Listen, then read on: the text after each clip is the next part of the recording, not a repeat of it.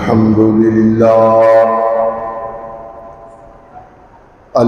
لله رب العالمين والعاقبة للمتقين والصلاة والسلام على من كان نبيا وآدم بين الماء والطين لا نبي بعده ولا رسول بعده هو رحمة للعالمين وخاتم النبيين صلى الله تعالى عليه وعلى آله وأصحابه وأزواجه وأهل بيته وأولياء أمته وعلماء ملته وأهل سنته أجمعين أما بعد فأعوذ بالله من الشيطان الرجيم بسم الله الرحمن الرحيم قل لا أسألكم عليه أجرا إلا المودة في القربى فقال النبي صلى الله تعالى عليه وسلم قال يا رسول الله صلى الله عليه وسلم من قربتك هؤلاء وجبت علينا مودتهم قال فقال علي وفاطمة وولدهما أو كما قال عليه السلام إن الله وملائكته يصلون على النبي يا أيها الذين آمنوا صلوا عليه وسلموا تسليما اللهم صل على سيدنا ومولانا وملجأنا محمد معدن الجود والكرم وعلى آله وأصحابه وبارك وسلم صلاة وسلاما عليك يا رسول الله وعلى آلك وأصحابك يا حبيب الله الصلاة والسلام عليك يا رحمة للعالمين وعلى آلك وأصحابك يا جد الحسن والحسين صلی اللہ علیہ وسلم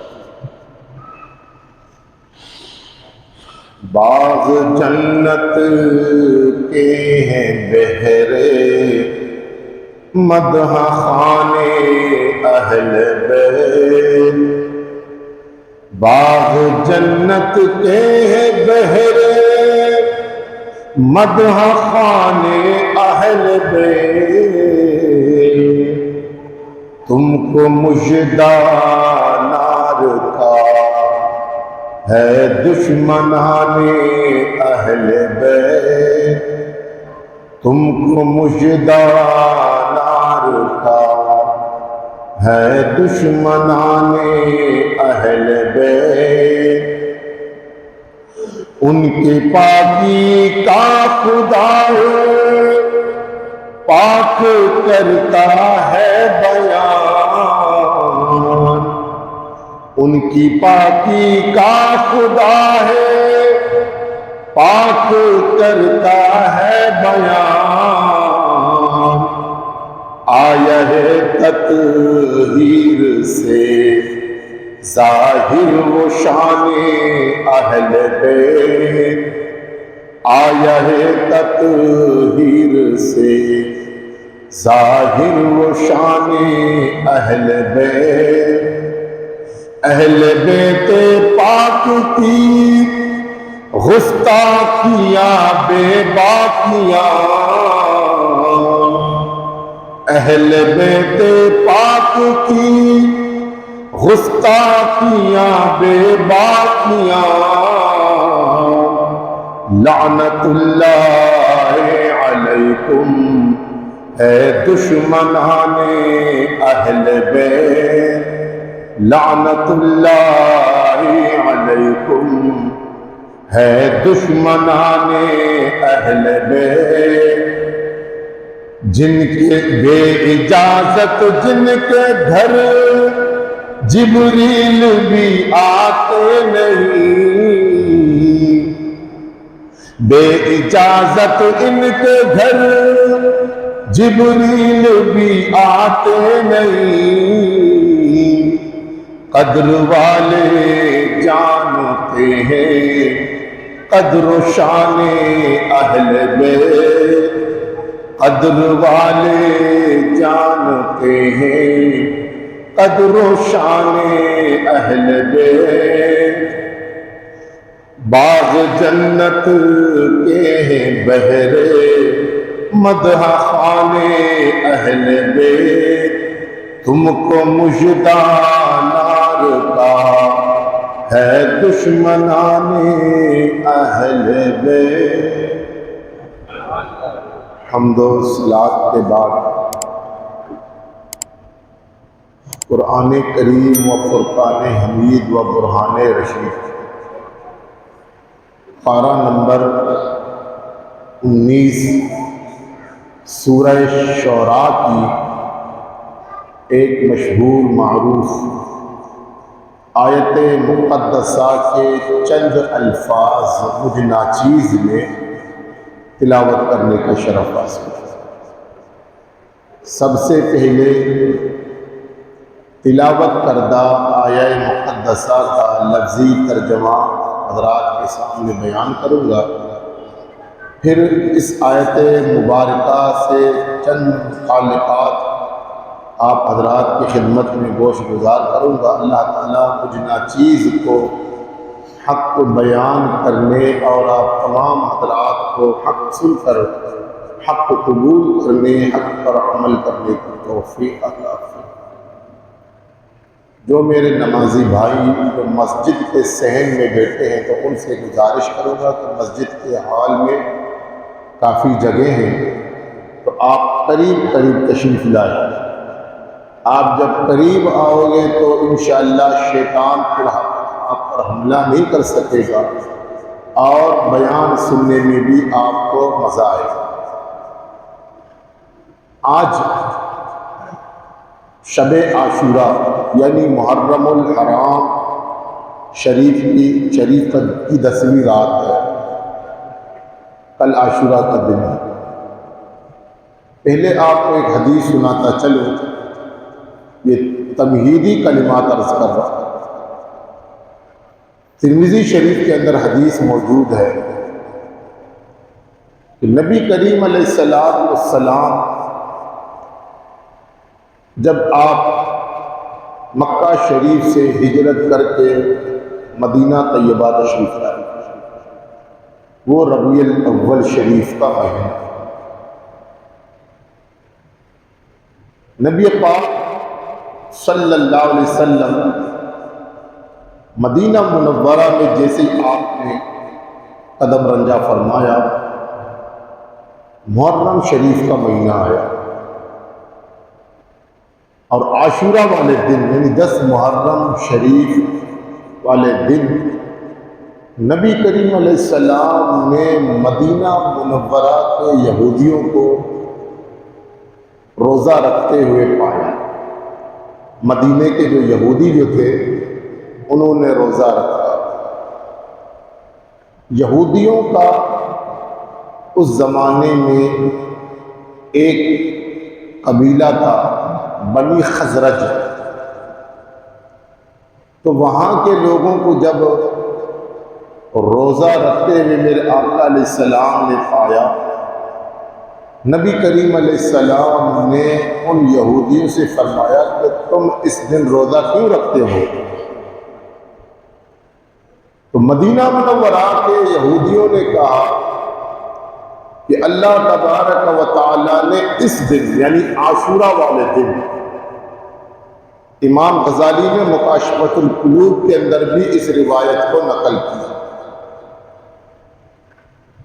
فرمایا ہم اس لیے روزہ رکھتے ہیں کہ اللہ کریم نے اس 10 محرم شریف والے دن رب نے حضرت موسیٰ علیہ نبینا علیہ السلام کو فرعون اور فرعونیوں کے ظلم سے نجات عطا فرمائی۔ تو ہم حضرت موسیٰ علیہ السلام کی یاد میں اس دن روزہ رکھتے ہیں۔ تو اللہ کے محبوب علیہ السلام نے یہ نہیں فرمایا کہ بھئی دن منانا بدعت ہے، ناجائز ہے، حرام ہے، شرک ہے، کفر ہے۔ میرے آقا نے یہ نہیں فرمایا، اور یہ حدیث جو میں بیان کر رہا ہوں دوسرے لوگ بھی بیان کرتے ہیں، یعنی یہ حدیث اپنے سند کے اعتبار سے بالکل مضبوط ہے، اس کا کوئی انکار نہیں۔ مفتی طارق مسعود آج کل یہ ٹک ٹاکر مولوی، آپ لوگوں نے شاید نیٹ پہ دیکھا ہوگا، اس نے بھی اس حدیث کو بیان کیا، میں بھی حدیث کو بیان کر رہا ہوں۔ مولانا طارق جمیل نے اس ایک بیان کے اندر محرم کا اس کا بیان آپ سنیں، اس حدیث کو اس نے بھی بیان کیا۔ تو بہرحال کہ یہ حدیث اپنے سند کے اعتبار سے بہت قوی اور مضبوط ہے، اس کے تمام راوی ثقہ ہے، لیکن میں آپ کو یہاں پر ایک بات بتاتا چلوں، یہ حدیث جو ہے میں بیان کر رہا ہوں، یہ حدیث روزے کی فضیلت بیان کر رہا ہوں، اور ضعیف اگر ہو تو ضعیف روایت، ضعیف حدیثیں بھی فضیلت پر یعنی کسی چیز کی فضیلت پر بھی معتبر مانا جاتا ہے، اسے قبول کیا جاتا ہے، مگر یہ حدیث بالکل صحیح ہے۔ تو اللہ کے محبوب علیہ السلام نے جب یہ سنا کہ یہ اہل یہود حضرت موسیٰ علیہ السلام کی یاد میں روزہ رکھتے ہیں، یعنی اللہ تعالیٰ نے اس دن عاشورہ والے دن حضرت موسیٰ علیہ السلام کو فرعون اور فرعونیوں کے شکنجے سے نجات عطا فرمائی، اور حضرت موسیٰ علیہ السلام کی قوم یہودی حضرت موسیٰ کی یاد میں روزہ رکھتے ہیں۔ تو میرے رسول صلی اللہ علیہ وسلم نے کیا ارشاد فرمایا، غور سے سنیے۔ اللہ کے محبوب علیہ السلام نے فرمایا، اے یہودیوں، تم سے تو زیادہ ہم حضرت موسیٰ علیہ السلام کے ماننے والے ہیں، یعنی ہم تو حضرت موسیٰ علیہ السلام کو تم سے زیادہ مانتے ہیں۔ تو میرے آقا علیہ السلام نے صحابہ کو حکم فرمایا کہ تم بھی 10 محرم کو روزہ رکھو، تم بھی 10 محرم یعنی عاشورہ والے دن روزہ رکھو، جو 1 سال روزہ رکھنے کا ثواب اللہ عطا فرماتا ہے۔ عاشورہ والے دن سرکار نے فرمایا تم بھی روزہ رکھو۔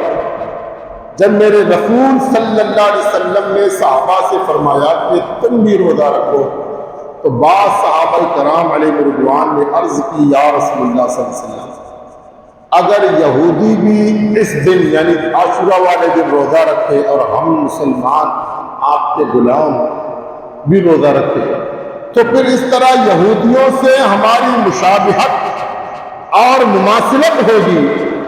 تو میرے آقا علیہ السلام نے فرمایا پھر تم یہودیوں کی مخالفت کرو، پھر تم یہودیوں کی مخالفت کرو۔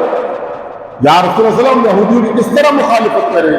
میرے آقا نے فرمایا کہ تم 9 محرم کو بھی روزہ رکھو، 10 کو بھی روزہ رکھو، جو ان کی مخالفت کرو۔ یہودی صرف عاشورہ والے دن رکھتے ہیں، لیکن تم 9 محرم کو بھی رکھو اور 10 محرم شریف کو بھی روزہ رکھو۔ تو اس حدیث پاک سے نتیجہ کیا نکلا کہ بزرگان دین، اولیاء کاملین، انبیاء علیہ السلام کی یاد میں دن مقرر کر کے اور اللہ کی عبادت کرنا، یہ میرے آقا کی سنت ہے۔ اکثر آپ نے بھی سنا ہوگا کہ دن مقرر کرنا جائز نہیں، تاریخ مقرر کرنا جائز نہیں، حالانکہ ہمارے تمام معاملات، ہر کام تاریخ سے خالی نہیں، ہمارا کوئی بھی کام۔ مجھے بتائیے اگر آپ کے گھر میں شادی ہو تو اب بغیر تاریخ مقرر کیے ڈائریکٹ شادی کرتے، ڈائریکٹ نکاح کرو؟ پہلے سے آپ تاریخ مقرر کرتے تو فلاں مہینے میں فلاں تاریخ، فلاں دن، فلاں ٹائم فلاں کا نکاح ہے، تو دن بھی مقرر کیا، وقت بھی مقرر کیا اور تاریخ بھی مقرر کیا، تو جناب پھر وہاں پر شرک اور حرام کا فتویٰ نہیں لگتا۔ سنی اگر اللہ کے نیک بندے کی یاد میں دن مقرر کرے تو جناب من پھر فتویٰ لگتا ہے کہ یہ دن مقرر کرنا یہ بدعت ہے۔ حالانکہ بدعت کی تعریف آج تک ان لوگوں کو معلوم نہیں کہ بدعت کس بلا کا نام ہے، کس چیز کا نام ہے بدعت، اور بدعت کے لغوی معنی کیا ہے اور شریعت کے اصطلاح میں بدعت کہتے ہیں کس کو۔ پہلے تو یہ آپ سنیں، یہ میں تمہید عرض کر رہا ہوں، میں نے ابھی تک موضوع شروع نہیں کیا۔ یاد رکھیے کہ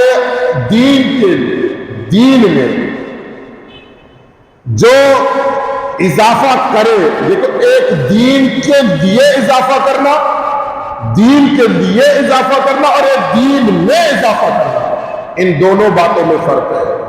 ایک دین کے لیے اضافہ کرنا اور دین میں اضافہ کرنا، دونوں باتوں میں فرق ہے۔ دین کے لیے اضافہ کرنا شریعت نے اجازت دی، مسلم کی حدیث ہے، میرے آقا علیہ السلام نے فرمایا کہ جو اسلام میں کوئی اچھا طریقہ ایجاد کرے اور جتنے لوگ اس پر عمل کرتے ہیں، اچھا طریقہ، نیک طریقہ اگر کوئی ایجاد کرے اور جتنے لوگ اس پر عمل کریں گے تو سب کو ثواب ملے گا اور ایجاد کرنے والے کو بھی اجر ملے گا، جس نے نیا کام دین کے لیے ایجاد کیا۔ اب مثال کے طور پر میں آپ کو ایک آسان سی مثال دے کے سمجھاتا ہوں۔ یہ جو ہم بچوں کو مدرسے میں، ہر مدارس میں کسی بھی مکتبہ فکر کا ہو، ہم بچوں کو 6 کلمہ پڑھاتے ہیں، یاد کراتے ہیں، پہلا کلمہ طیب، دوسرا شہادت، تیسرا تمہید، چوتھا توحید، پانچواں استغفار، چھٹا رد کفر، یہ 6 کلمے ہر مدرسے میں بچوں کو پڑھاتے ہیں۔ آپ کو یہ بات بتانا چاہتا ہوں، نہ یہ 6 کلمے میرے آقا علیہ السلام کے ظاہری حیات میں تھے، نہ صحابہ کے دور میں تھا، نہ تابعین کے، نہ تبع تابعین کے۔ یہ آج کل کے دور میں لوگوں نے بچوں کو 6 کلمے یاد کرانے کے لیے پڑھائے، مگر ہے تو اچھا عمل ہے نا، اس کے لیے دین کے لیے، دین کے لیے۔ اب اسی طرح میں آپ کو ایک اور بات بتاتا چلتا، آج قرآن پاک جو ایک جلدی صورت میں ہمارے پاس موجود ہے اور اس پر پھر اعراب، حروفوں پر، الفاظ پر زبر زیر پیش لگے، نہ میرے آقا کے دور میں تھا، نہ صدیق اکبر کے، نہ عمر کے، نہ عثمان کے، نہ علی کے، بلکہ حجاج بن یوسف جو محمد بن قاسم کا ماموں تھا اس نے اعراب لگوا دیا اس کے زمانے میں۔ یہ قرآن پاک میں زبر زیر پیش لگے، اس سے پہلے قرآن پاک میں زبر زیر نہیں تھا۔ آج بھی اگر آپ یہ جو اللہ آپ کا بھلا کرے ترکی تاشقند میں جو میوزیم ہے اس میں حضرت عثمان غنی کے ہاتھ سے لکھا ہوا قرآن پاک آج بھی موجود ہے، جس پر آپ کے خون لگے ہوئے، اس پر جناب من نہ زبر ہے، نہ زیر ہے، نہ کوئی اعراب وغیرہ نہیں قرآن پاک، لیکن ہے تو اچھا عمل ہے نا، ہے تو اگر بعد میں ایجاد ہوا دین کے لیے تو اس طرح مثال، اب میں آپ کو اس پر مثالیں اگر دیتا جاؤں تو وقت کافی درکار ہے۔ آج مسلمان حج اور عمرے پہ جاتے ہیں ہوائی جہاز کے لیے ذریعے، بحری جہاز کے ذریعے، یا جناب من اسی طرح ٹرین کے ذریعے یا بسوں کے ذریعے جاتے ہیں حج کرنے، عمرہ کرنے۔ تو اس زمانے میں لوگ اونٹوں پر، خچروں پر، گھوڑوں پر یا پیدل جاتے تھے حج ادا کرنے کے یا عمرہ کرنے کے لیے۔ لیکن دیکھو اب اسلام نے ان چیزوں سے منع نہیں کیا، تو سب کرتے ہیں، سب یہ چیزیں کرتے ہیں، سب استعمال کرتے ہیں کہ حج پہ جاتے ہیں ہوائی جہاز کے ذریعے جاتے ہیں یا بحری جہاز کے ذریعے جاتے ہیں۔ تو بتانے کا مقصد یہ ہے کہ ایک ہے دین کے لیے کوئی نئی چیز کا ایجاد کرنا جس میں دین کو فائدہ ہو۔ اور میرے آقا علیہ السلام ترمذی شریف کی حدیث ہے، سرکار دو عالم علیہ السلام نے ارشاد فرمایا کہ جو مسلمان کسی چیز کو اچھا سمجھے وہ عند اللہ، یعنی اللہ کے نزدیک بھی اچھا ہے، وہ اور اس پر اس کو ثواب ملے گا۔ تو بہرحال آقا علیہ السلام نے فرمایا کہ ہم تم سے زیادہ حضرت موسیٰ علیہ السلام کے ماننے والے ہیں، تو ہم تم سے زیادہ مستحق یہ کہ ہم حضرت موسیٰ کی یاد منائیں۔ تو آقا علیہ السلام نے ایک تو روزہ رکھنے کی ترغیب دلائی، اور دوسرا یہ بھی فرمایا کہ بزرگان دین اولیاء کاملین کا دن کے لیے یاد منانا، ان کے دن مقرر کرنا، تاریخ مقرر کرنا، یہ کوئی غلط کام نہیں ہے، بلکہ یہ دین ہی کے لیے ہے جس سے دین کو فائدہ ہو۔ بہرحال اب اپنے موضوع کی طرف آتے ہیں۔ تو یہ آج عاشورہ کی رات ہے، 10 محرم الحرام شریف کی رات، اور پھر 10 محرم شریف 61 ہجری حضرت امام علی مقام امام حسین کی شہادت کا دن ہے۔ 61 ہجری میں آپ کی شہادت ہوئی، لیکن ہم آج شہادت کے حوالے سے بیان نہیں کر رہے، یہ عظمت اہل بیت میرا موضوع ہے۔ اور یہ آپ کو بتانا چاہتا ہوں کہ نبی پاک علیہ السلام کے صحابہ حضور کے اہل بیت سے کتنی محبت کرتے ہیں، یہ آپ کو بتانا چاہتا ہوں۔ پہلے قرآن کی آیت کریمہ سنیں، یہ اسی موضوع کی ایک کڑی ہے۔ اللہ تعالیٰ ارشاد فرماتا ہے قُلْ لَا أَسْأَلُكُمْ عَلَيْهِ أَجْرًا إِلَّا الْمَوَدَّةَ فِي الْقُرْبَى۔ اللہ نے فرمایا معبود آپ کہہ دیجئے، فرما لیجئے اپنی قوم کو، اپنی امت کو دنیا میں زندگی گزارنے کا ڈھنگ، سلیقہ، طریقہ آپ سکھا دیجئے۔ مولا میں کیا سکھاؤں؟ اللہ نے فرمایا اسألکم، تم سے کوئی سوال نہیں کرتا، تم سے کوئی سوال نہیں کرتا، کس کے لیے؟ علیہ، اس پر، اجرن، بدلہ، مودۃ فی القربى، اپنے اہل قرابت کی محبت مانگتا ہوں۔ یعنی میں جو تمہیں دین اسلام کی دعوت دے رہا ہوں، اللہ تعالیٰ نے تمہیں اسلام کی دولت سے مالا مال کیا، رب نے تمہیں دین اسلام سے وابستہ کیا، میرے دامن سے رب نے تمہیں وابستہ کیا۔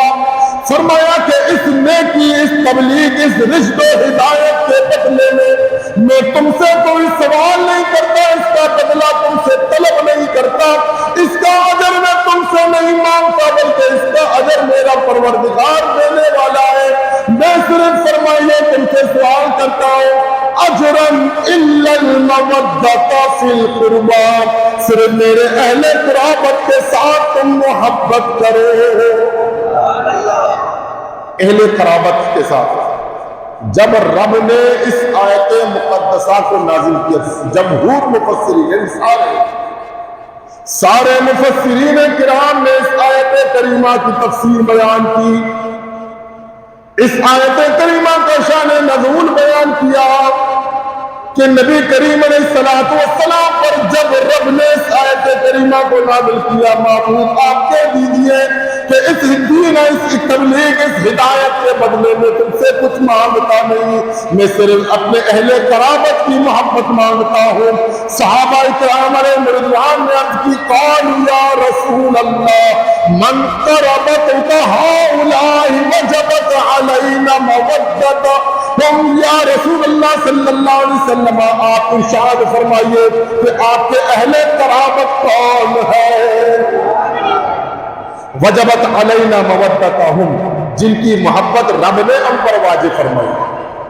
آپ کے اہل قرابت ہو، یار ان بچوں کو خاموش کریں۔ تو یا رسول اللہ آپ کے اہل قرابت کون ہے جن کی محبت رب نے ہم پر واجب کیا؟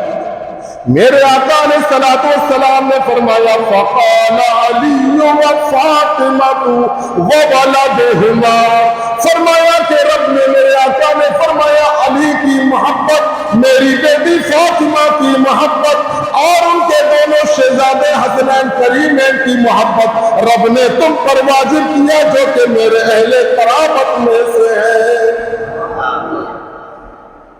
یہ میرے اہل قرابت میں سے ہے۔ اللہ کے محبوب علیہ الصلوۃ والسلام نے ان چار افراد کو اپنے اہل قرابت قرار دیا کہ میرے اہل قرابت میں سے، یعنی حضرت علی، حضرت امام حسن، امام حسین، سیدہ خاتون جنت، سلطنت اسلام کی مقدس شہزادی، چادر تطہیر کی مالکہ حضرت خاتون جنت فاطمہ الزہرا رضی اللہ تعالی عنہا، میرے آقا علیہ السلام نے فرمایا میرے غلاموں یہی تو میرے اہل قرابت ہے۔ آئیے میں آپ کو ایک واقعہ سناتا چلوں۔ علامہ شیخ عبدالحق محدث دہلوی رحمۃ اللہ تعالی علیہ نے مدارج النبوت کے اندر اس روایت کو نقل کیا، اور سیرت کی تقریباً سارے کتابوں میں یہ روایت موجود ہے۔ اب ہم روایت سنتے جائیے۔ نبی کریم علیہ السلام کے پاس ایک مرتبہ نجران کے عیسائیوں کا ایک وفد، ایک جماعت حضور علیہ السلام کی خدمت میں بغرض مناظرہ حاضر ہوئے۔ یا رسول محمد صلی اللہ علیہ وسلم، ہم آپ سے مناظرہ کرنا چاہتے ہیں۔ میرے آقا علیہ السلام نے فرمایا کس بات پر مناظرہ کرتے ہو؟ نجران کے عیسائیوں نے کہا کہ یہ بتائیے کہ آپ کا حضرت عیسیٰ علیہ السلام کے بارے میں کیا عقیدہ ہے؟ عیسائیوں نے میرے آقا سے فرمایا کہ پیارے نبی محمد صلی اللہ علیہ وسلم یہ بتائیے کہ حضرت عیسیٰ علیہ السلام کے بارے میں آپ کا کیا عقیدہ ہے؟ میرے آقا علیہ السلام نے فرمایا وہ اللہ کے نبی ہے جو اللہ نے کنواری بطول حضرت مریم سلام اللہ علیہ کی طرف القا کیا، یعنی اس کے پیٹ سے پیدا کیا، وہ اللہ کے نبی ہے۔ حضرت نبی پاک علیہ السلام نے جب یہ فرمایا تو نجران کے عیسائیوں نے کہا وہ تو معاذ اللہ ثم معاذ اللہ نقل کفر نباشت، وہ اللہ کا بیٹا ہے، معاذ اللہ۔ عیسائیوں کا آج تک عقیدہ یہی ہے نا کہ عیسیٰ علیہ السلام اللہ کا بیٹا ہے، مگر قرآن کیا فرماتا ہے؟ لم یلد ولم یولد، نہ وہ کسی کا بیٹا ہے نہ اس کا کوئی بیٹا ہے۔ میرے آقا علیہ السلام نے فرمایا حضرت عیسیٰ علیہ السلام کا ابن اللہ ہونے کے لیے تمہارے پاس کیا دلیل ہے؟ یعنی تم کہتے ہو حضرت عیسیٰ رب کا بیٹا ہے، تو تمہارے پاس اس کا ثبوت کیا ہے؟ وہ عیسائی کہنے لگے ذرا آپ ہمیں یہ بتائیے کہ کبھی کوئی انسان بغیر باپ کا بھی پیدا ہوا ہے، اس لیے کہ حضرت عیسیٰ کا باپ نہیں ہے، والد نہیں ہے، ہم اس وجہ سے حضرت عیسیٰ علیہ السلام کو معاذ اللہ ابن اللہ یعنی اللہ کا بیٹا مانتے ہیں۔ تو میرے آقا علیہ السلام نے کیا جواب دیا؟ ہاں، اعلیٰ حضرت فرماتے تیرے آگے یوں لچے دبے فصحاء عرب کے بڑے بڑے، کوئی جانے کے منہ میں زبان نہیں بلکہ جس میں تو جان ہی نہیں۔ میرے آقا علیہ السلام کے پاس جب مشرکین مکہ یا عیسائی مناظرے کے لیے آتے تو سرکار ان کو ایسا لاجواب کرتے، کوئی جانے کے منہ میں زبان نہیں، یعنی کوئی لوگوں کو پتا چلے صرف منہ میں زبان نہیں، ایسا لگتا ہے کہ کوئی جانے کے منہ میں زبان نہیں بلکہ جسم میں جان نہیں، یعنی ان کے جسم میں بھی جان نہیں۔ ایسا سخت طاری ہوتا تھا ان لوگوں پر جو میرے رسول سے بحث کرنے کے لیے، مناظرہ کرنے کے لیے آتے تھے۔ عرب کے بڑے بڑے فصحاء میرے آقا علیہ السلام کی خدمت میں جب آتے مناظرے کے لیے تو ان کی زبان گنگ ہو جاتی تھی۔ تو آقا علیہ السلام نے فرمایا کہ یہ بتاؤ کہ حضرت عیسیٰ علیہ السلام کا ابن اللہ ہونے کی اگر یہ دلیل ہے کہ اس کا کوئی باپ نہیں، تو حضرت آدم علیہ السلام کے بارے میں تمہارا بدرجہ ہونا عقیدہ ہونا چاہیے، کیونکہ حضرت آدم کا نہ باپ ہے نہ ماں ہے۔ تو ان کے بارے میں تمہارا عقیدہ کیوں نہیں ہے کہ ابن اللہ ہوگا؟ حضرت عیسیٰ کی پھر بھی ماں تو ہے نا، مگر حضرت آدم علیہ السلام کی نہ ماں ہے نہ باپ ہے، تو ان کے بارے میں تمہارا عقیدہ یہ کیوں نہیں ہے؟ بس ان کے پاس کوئی معقول جواب نہیں تھا، ایک ہٹ درے نہیں کر کہنے لگے کہ ہم تو نہیں مانتے، ہم تو حضرت عیسیٰ علیہ السلام کو ابن اللہ مانتے ہیں معاذ اللہ۔ میرے آقا علیہ السلام نے فرمایا اگر مناظرے کے بعد مسئلہ حل نہیں ہوا تو آؤ میرے ساتھ مباہلہ کرو، میرے ساتھ مباہلہ کرو۔ اب مباہلہ ہوتا ہے کیا؟ کسی کو معلوم ہے؟ اگر معلوم ہے مباہلہ تو ہاتھ بلند کرو جس کو معلوم ہے۔ ماشاءاللہ ایک بندے نے ہاتھ بلند کیا یہ مباہلے کے بارے میں۔ مباہلہ کیا ہوتا ہے میں آپ کو سمجھاتا ہوں۔ جب مناظرے میں فیصلہ نہ ہو، مناظرہ کیا ہوتا ہے؟ کتابی صورت میں ہر دوسرے مکتبہ سے اپنے دلائل پیش کرتا ہے، کتابی صورت میں زبانی طور پر مطلب اپنے دلائل کو پیش کرنا، اپنا عقیدہ ثابت کرنا اور دوسرے کے عقیدے کو غلط ثابت کرنا، اپنے عقیدے کو سچا ثابت کرنا، یہ ہوتا ہے مناظرہ۔ اب مباہلہ کیا ہوتا ہے؟ ایک دوسرے کے حق میں بددعا کرنا، یا اللہ اگر میں سچا ہوں تو اسے تباہ برباد کر دے، غرق کر دے، تو دوسرا کہتا ہے کہ یا اللہ اگر میں سچا ہوں تو پہلے والے کو تباہ برباد کر دے۔ یہ ہوتا ہے مباہلہ۔ آپ کو پتہ نہیں یاد ہے نہیں، ایک مرتبہ یہ سندھ میں ایک علاقہ ہے لاڑ تھانہ، سندھ کا علاقہ ہے لاڑ تھانے میں، وہاں پر ایک دیہاتی کے ساتھ ایک شخص کا مباہلہ ہوا۔ پہلے مناظرہ ہوا، نبی پاک علیہ السلام نے کہا کہ میرے رسول حاضر و ناظر علم غیب رکھتے، دوسرے نے اس کا انکار کیا، نہ وہ حاضر و ناظر نہ علم غیب رکھتے۔ اسی بات پر مناظرے پر جب بات مسئلہ فیصلہ نہیں ہوا، دونوں کے جج دیہاتی دونوں جج تھے، اب پھر انہوں نے کہا ٹھیک ہے پھر مباہلہ کرتے ہیں، کیا کریں؟ بیچ چوراہے پر آگ روشن کرتے ہیں، اب دونوں آگ پہ کودتے ہیں، اور جو سچا ہوگا وہ بچ جائے گا، جو جھوٹا ہوگا وہ جل جائے گا۔ تو دونوں نے جلتی ہوئی آگ میں چھلانگ ماری، جس کا یہ عقیدہ تھا میرے رسول حاضر و ناظر، اللہ نے محفوظ کیا، دوسرا جل گیا۔ تو یہ ہوتا ہے مباہلہ۔ تو آقا کریم صلی اللہ تعالی علیہ وسلم نے ان سے کہا چلے ٹھیک ہے پھر مباہلہ کرتے ہیں۔ عیسائی کہنے لگے کہ آپ ہمیں 3 دن کی مہلت دیں، آپ ہمیں 3 دن کی مہلت دیں، ہم 3 دن کے بعد آ کر آپ سے مباہلہ کریں گے۔ میرے آقا علیہ السلام نے فرمایا مجھے منظور ہے، مجھے منظور ہے۔ اب وہ عیسائی چلے گئے، نجران کے تھے، وہ چلے گئے۔ 3 دن گزرنے کے بعد 3 دن گزرنے کے بعد عیسائیوں کا سب سے بڑا قوم، سب سے بڑا پادری بہترین قسم کا پوشاک پہن کر بڑے روب اور دبدبے کے ساتھ اور چند عیسائی پادریوں کو لے کر مباہلے کے لیے آ رہے ہیں۔ میرے آقا علیہ السلام کے ابو قبیس کے قریب حضرت بی بی فاطمہ الزہرا کے گھر تشریف لے گئے۔ نبی پاک علیہ السلام نے فرمایا بیٹی فاطمہ علی کہاں ہے؟ حضرت علی کمرے میں، فرمایا حضور حاضر ہو۔ فرمایا حسن حسین یہ دونوں کہاں ہیں؟ حاضر ہیں۔ میرے آقا علیہ السلام نے حضرت علی، حضرت بی بی فاطمہ، حضرت حسنین کریمین کے ساتھ لے کر اب جناب در دولت سے باہر تشریف لائے، مباہلے کے لیے جا رہے ہیں، مباہلے کے لیے جا رہے ہیں۔ نبی پاک علیہ السلام اپنے شہزادوں کو لے کر، اپنی بیٹی کو لے کر اور اپنے داماد حضرت علی کو لے کر مباہلے کے لیے جائے۔ تو اللہ تبارک و تعالی نے نبی پاک علیہ السلام کے گویا کہ حضرت علی، حضرت حسنین کریمین، حضرت بی بی فاطمہ، ٹوٹل ہے 5 افراد۔ آقا علیہ السلام، علی، فاطمہ، حسنین کریمین، 5 افراد۔ حضور علیہ السلام ان 5 افرادوں اپنے ساتھ ان 4 کو لے کر جب مباہلے کے لیے تشریف لے جا رہے تھے تو عیسائیوں کا سب سے بڑا پاپ میرے آقا نے فرمایا کہ جب میں ان کے لیے بددعا کروں تم سب میرے بددعا پر آمین کہنا۔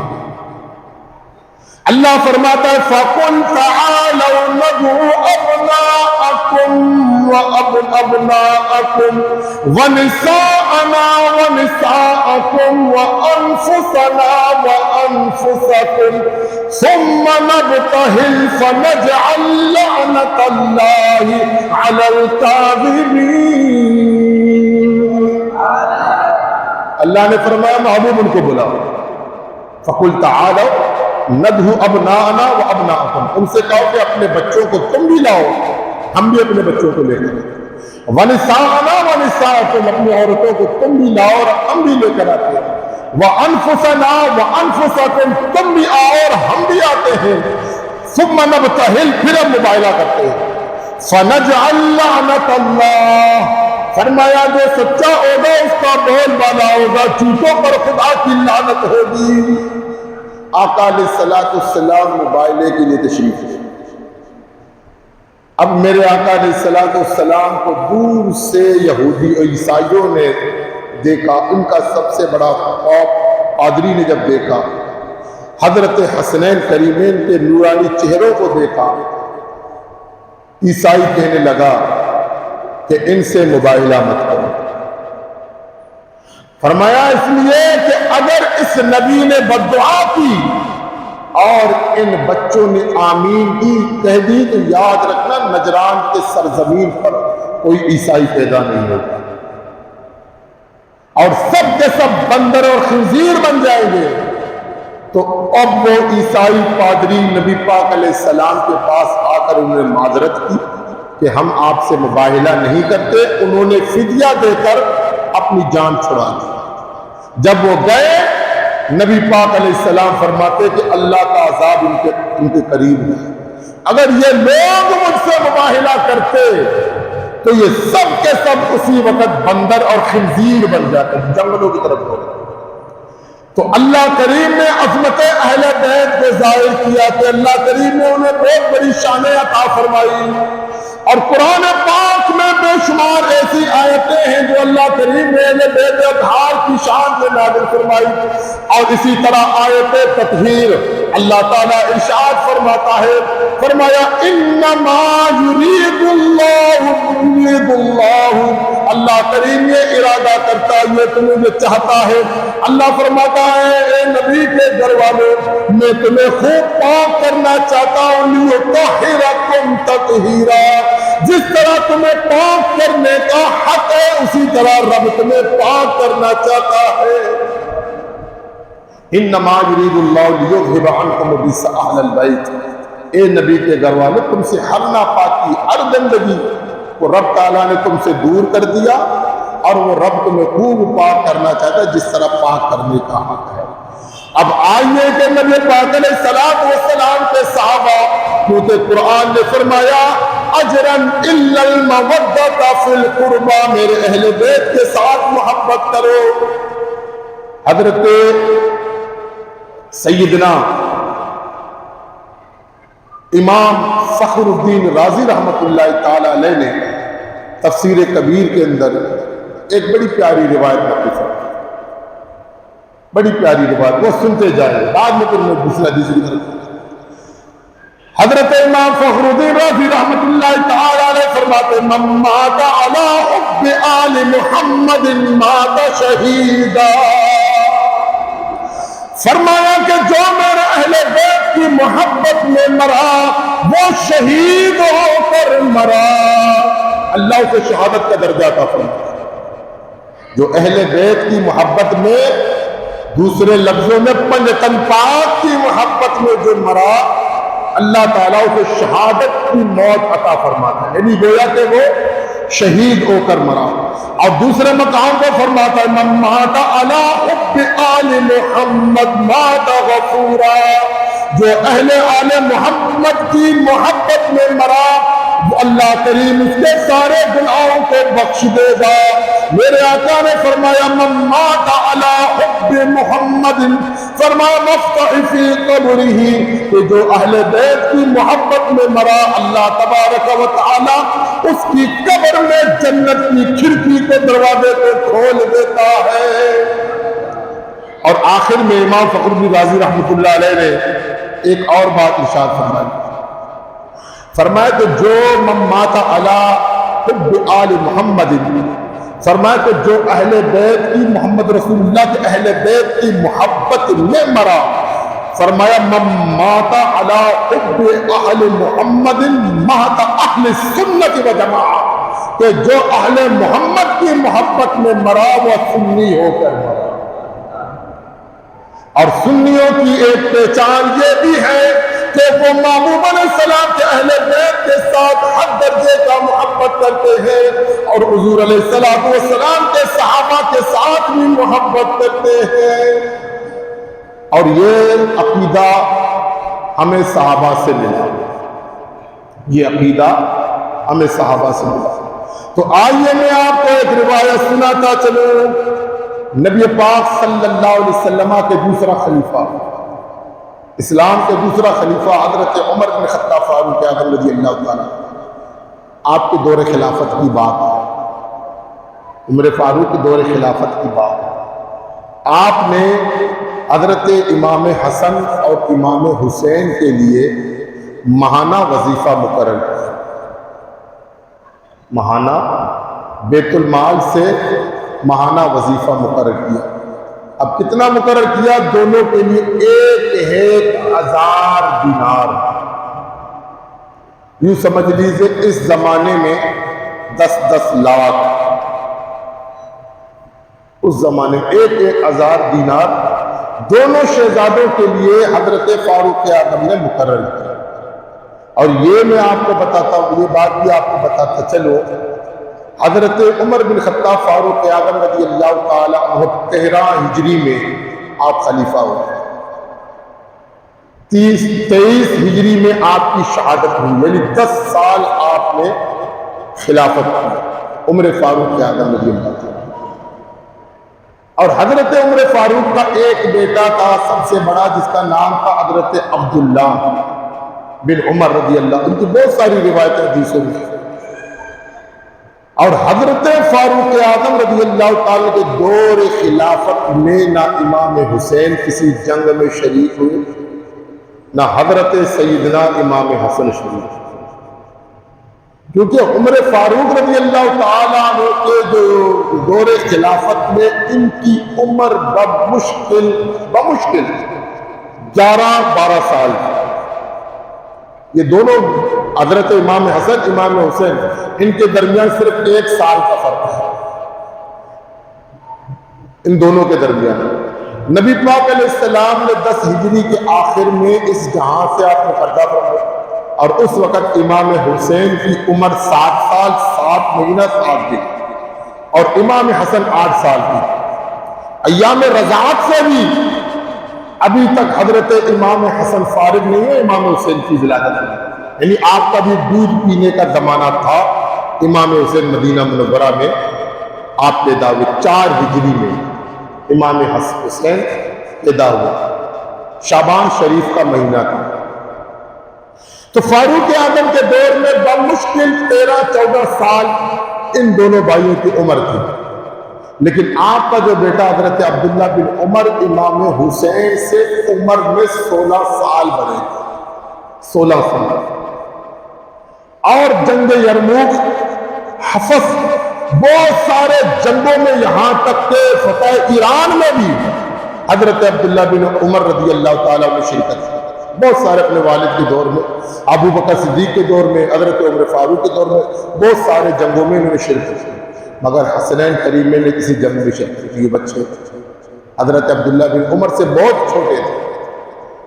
اب حضرت عبداللہ بن عمر کے لیے اور حسنین کریمین کے لیے 1000 درہم، اور حضرت سیدنا عبداللہ بن عمر اپنے بیٹے کے لیے صرف اور صرف 500 درہم۔ تو حضرت عبداللہ بن عمر نے کہا ابا جان، میں ہر غزوات، ہر جنگوں میں میں نے شرکت کی۔ ان دونوں بھائیوں نے کسی جنگ میں شرکت بھی نہیں کی۔ آپ مجھے 500 دینار درہم دے رہے ہیں ماہانہ دور، اور ان دونوں شہزادوں کو جنہوں نے کسی جنگ میں شرکت بھی نہیں کی، ان کے لیے 1,000۔ اگر آپ مجھے 2,000 نہیں دے سکتے تو کم از کم برابر تو دو، مجھے بھی 1,000 دو۔ کس نے کہا؟ حضرت عبداللہ ابن عمر رضی اللہ تعالی عنہ نے۔ تو حضرت عبداللہ بن عمر نے جب یہ کہا تو میرے عمر جلال میں آیا۔ حضرت فاروق اعظم جلال میں آ کر کہنے لگے کہ بیٹا آج کے بعد اس طرح کے الفاظ اپنی زبان سے مت نکالنا، تو اپنے درجے کو دیکھ اور حسنین کریمین کے مقام کو دیکھ۔ اگر تجھے نسبت ہے ابن خطاب سے، میرے حسین کو اور حسن کو نسبت ہے محمد المصطفیٰ سے، ان دونوں کو آقا سے نسبت ہے، اور تمہیں مجھ سے نسبت ہے، تو ان نسبتوں کو تو دیکھ۔ اور آج ایک اور روایت آپ کو سناتا ہوں۔ ایک مرتبہ حضرت عبداللہ بن عمر رضی اللہ تعالیٰ عنہ اپنے والد گرامی حضرت عمر بن خطاب کے پاس کسی کام کے لیے تشریف لائے، تو حضرت عبداللہ بن عمر نے دربان سے کہا کہ میرے والد سے جا کر کہو، امیر المومنین سے کہو کہ آپ کا بیٹا آیا ہے کسی کام کے سلسلے۔ اس وقت آپ حضرت خلافت کے معاملات میں مصروف تھے، لوگوں کے معاملات میں، تو آپ نے اپنے بیٹے کو اجازت نہیں دی، اندر آنے کی اجازت نہیں دی، وہ چلا گیا۔ کچھ دیر کے بعد حضرت امام حسین آئے۔ امام حسین جب تشریف لائے تو آپ کو جب پتہ چلا کہ حضرت عبداللہ ابن عمر رضی اللہ تعالی عنہ کو جب امیر المؤمنین نے اجازت نہیں دی اپنے بیٹے کو، تو مجھے بھی اجازت نہیں ملے گی۔ امام حسین بغیر ملاقات کیے ہوئے آپ نکل پڑے۔ تو بعد میں جب حضرت امیر المؤمنین اپنے خلافت کے معاملات سے فارغ ہونے کے بعد جب آپ کو پتہ چلا کہ حضرت امام حسین میرے ملنے آئے کسی کام کے سلسلے میں، تو آپ مصروف تھے، تو پھر اس کے بعد امیر المؤمنین حضرت سیدنا امیر عمر فاروق خود حضرت امام حسین کے پاس گئے اور فرمایا شہزادے مجھے پتہ چلا کہ مجھ سے ملنے آئے ہو، لیکن بغیر ملاقات کیے ہوئے آپ چلے گئے۔ تو حضرت امام حسین نے فرمایا کہ میں کسی کام کے سلسلے میں آیا ہوں، لیکن مجھے پتہ چلا کہ آپ نے اپنے شہزادے اپنے بیٹے کو اجازت نہیں دی، تو مجھے بھی تو اجازت نہیں ملے گی۔ فرمایا کہ حسین یہ آج جو ہمارے سروں میں جو بال ہے، یعنی جو اللہ تعالیٰ نے عزت کا تاج جو ہمارے سروں کو سجایا، یہ آپ کے نانا جان کی بدولت ہے۔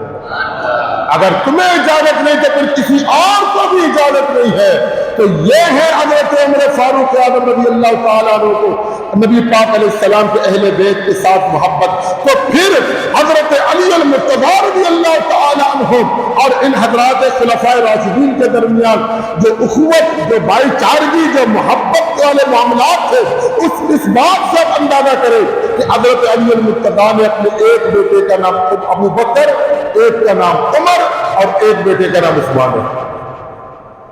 تو یہ ان کے آپس میں کوئی دشمنی نہیں تھی، ان کے آپس میں محبت۔ تو اللہ کے محبوب علیہ السلام نے ایک مقام پہ ارشاد فرمایا، سرکار علیہ السلام حجۃ الوداع کے دوران یہ بات آپ کو بتا چلوں کہ نبی پاک علیہ السلام نے اپنی پوری زندگی جب حج فرض ہوئی تو آپ نے ایک ہی مرتبہ حج کیا، جسے حجۃ الوداع کہتے ہیں، آخری حج، ایک ہی مرتبہ آپ نے حج کیا۔ نبی کریم علیہ السلام حجۃ الوداع ادا کرنے کے بعد اپنے ناقہ قصوہ، یعنی آپ کی اونٹنی کا نام تھا، آپ کے جانوروں کے بھی نام تھے، آپ کا جو خچر جو تھا جس پر آپ سواری کرتے ہیں اس کا نام تھا قصوہ، تو آپ کے اونٹنی کا نام تھا۔ تو خچر کا جو نام تھا میرے ذہن سے بھی نکلا ہے، انشاءاللہ یاد ہو میں آپ کو بتا دوں گا، یافور۔ سرکار دو عالم علیہ السلام خچر کا نام تھا یافور، جس پہ آپ سواری کرتے ہیں۔ تو حضور اکرم علیہ السلام اپنے ناقہ اونٹنی قصوہ پر جب آپ سوار تھے تو آقا علیہ السلام نے 1.25 لاکھ صحابہ کرام کے درمیان آپ نے ایک خطبہ ارشاد کیا۔ میرے آقا علیہ السلام کے جو آخری الفاظ تھے، میں اس کے بعد گفتگو ختم کرتا ہوں کیونکہ پورا محرم شریف کا مہینہ ہے، تقریباً 50 منٹ تو مجھے ہونے والے بیان کرتے ہیں۔ نبی پاک صلی اللہ تعالی علیہ وسلم نے جو خطبہ ارشاد فرمایا وہ بات سننے کے قابل ہے۔ حضور علیہ السلام نے فرمایا یا ایھا الناس، آخری خطبہ حجۃ الوداع کے دوران فرمایا کہ اے لوگ، انی ترکت، میں تمہارے درمیان 2 مضبوط چیزیں چھوڑ کے جا رہا ہوں۔ میں مضبوط چیزیں ان اخذا، 2 مضبوط چیزیں تمہارے درمیان چھوڑ کے جا رہا ہوں۔ فرمایا کہ اگر تم میں سے مما ان ترکت، فرمایا اگر تم میں سے جس نے بھی ان دونوں چیزوں کو مضبوطی کے ساتھ پکڑ کے رکھا، میرے آقا نے فرمایا لن تضل، تم ہرگز وہ شخص گمراہ نہیں ہو سکتا، وہ گمراہ ہو ہی نہیں سکتا۔ میرے آقا علیہ السلام نے ضمانت دی کہ اگر تم نے دونوں چیزوں کو مضبوطی کے ساتھ پکڑ کے رکھا تم ہرگز گمراہ نہیں ہو سکتے۔ پکڑنا تمہارا کام ہے، گمراہی سے بچانا محمد رسول اللہ۔ اب وہ 2 چیزیں کون سی ہے؟ نبی پاک علیہ السلام نے ارشاد فرمایا کتاب اللہ، اللہ کی کتاب، اللہ کی کتاب یعنی قرآن کریم۔ نمبر 2 فرمایا وعطرت اہل بیت، اور میری عطرت یعنی اہل بیت، اہل بیت کے دامن کو جس نے مضبوطی کے ساتھ پکڑ کے رکھا اور قرآن کو جس نے مضبوطی کے ساتھ پکڑ کے رکھا وہ ہرگز گمراہ نہیں ہو سکتا۔ یہ 2 چیزیں آقا علیہ السلام نے فرمایا، ان دونوں کو الحمدللہ سنیوں کے ہاتھ میں اگر ایک ہاتھ میں قرآن ہے تو دوسرے ہاتھ میں دامن اہل بیت۔ دامن اہل بیت اگر ہم مسلمانوں کے ہاتھ میں نہ ہوتا تو میرے امام کی زبان پہ شعر نہ ہوتا کہ تیری نسل پاک میں ہے بچہ بچہ نور، تیری نسل پاک میں ہے بچہ بچہ نور کا، تو ہے عین نور، تیرا سب گھرانہ نور۔ یا رسول اللہ تو تو عین نور ہے، مگر آپ کی برکت سے اللہ نے آپ کے تمام گھرانے کو بھی نور علامی۔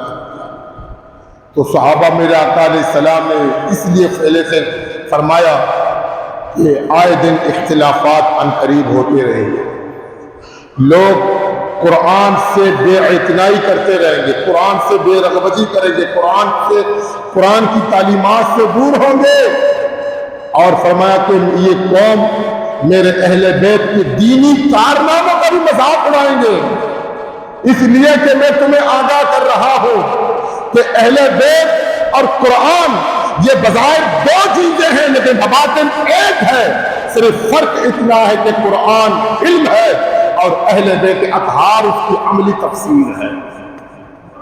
صرف فرق اتنا ہے کہ قرآن کیا ہے؟ علم ہے، اور اہل بیت اطہار اس کی عملی تفسیر ہے۔ دامن اہل بیت اگر سنیوں کے ہاتھ میں نہ ہوتا تو اعلیٰ حضرت فرماتے تیری نسل پاک میں ہے بچہ بچہ نور کا۔ اور ایک جگہ اعلیٰ حضرت رحمت اللہ تعالی علیہ فرماتے ہیں، صحابہ کرام علیہ رضوان کے بارے میں فرماتے ہیں کہ اہل سنت کا ہے بیڑا پار اصحاب حضور، اہل سنت کا بیڑا پار ہے اصحاب حضور، نجم ہے اور ناؤ ہے عطرت رسول اللہ، یعنی کہ نجم کہتے ہیں ستارے کو، ناؤ کہتے ہیں کشتی چلانے والے ملاح کو۔ تو آقا علیہ السلام نے میرے اپنے اہل بیت کے بارے میں فرمایا مثل اہل بیت، میرے اہل بیت کی مثل کمثل سفینۃ نوح علیہ السلام، حضرت نوح علیہ السلام کی کشتی کی طرح، میرے اہل بیت کی مثل کشتی نوح علیہ السلام کی طرح ہے۔ فرمایا من رکبہا نجا، جو اس پہ سوار ہو گیا اس نے کامیابی کی، ومن تخلف عنہا غرقا، جو اس سے روگردانی کی جو اس کشتی اہل بیت میں سوار نہیں ہوا وہ بحر ظلمت میں غرق ہو گیا۔ اب اہل بیت کشتی نوح علیہ السلام کی مثل ہے، اور آقا نے صحابہ کے بارے فرمایا اصحابی کالنجوم فبأیہم اقتدیتم اہتدیتم، فرمایا میرے صحابہ ستاروں کی مانند ہے، جس کی تم پیروی کرو گے ہدایت پا جاؤ گے۔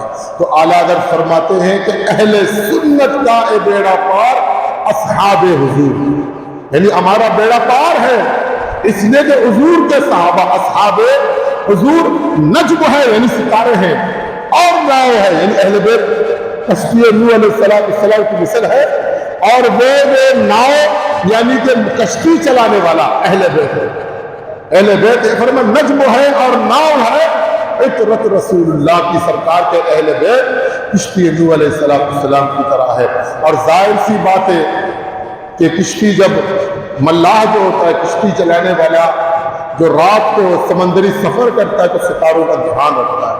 اس زمانے میں ملاح جو ہوتا تھا وہ ستاروں کو دیکھ کر اپنی منزل کی طرف چلتا ہے، تو فرمایا کہ اب ستارے صحابہ ہیں اور کشتی اہل بیت ہے، تو فرمایا ان کے دامن سے وابستہ ہو جاؤ، انشاءاللہ تبارک و تعالیٰ تم نجات پاؤ۔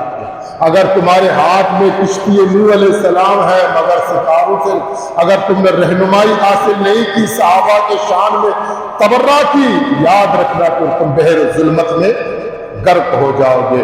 اس لیے کہ بغیر اہل بیت کے محبت ایمان نامکمل ہے، اور بغیر صحابہ کرام کی محبت بھی ایمان نامکمل ہے۔